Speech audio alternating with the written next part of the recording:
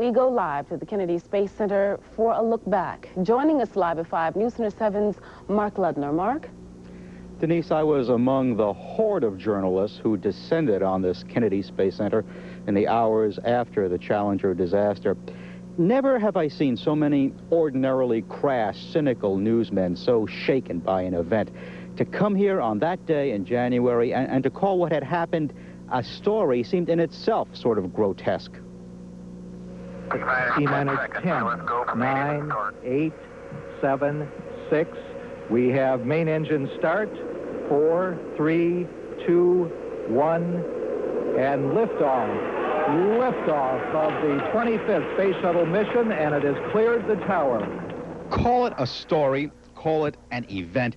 It had the same kick-in-the-gut impact as President Kennedy's assassination, the event to which most people reflexively compared it.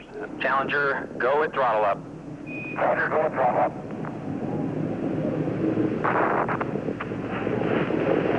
1 minute 15 seconds. Velocity 2,900 feet per second. Altitude 9 nautical miles. Downrange distance 7 nautical miles.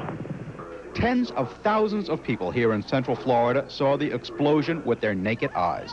Millions saw it on television over and over again, like years of recurrent nightmare compressed into a handful of days.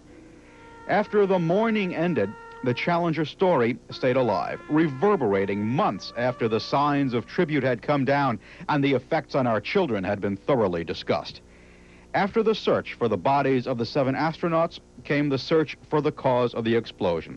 The process as it worked in this case was clearly flawed because the recommendations that were made were either not fully understood by you or not conveyed to you.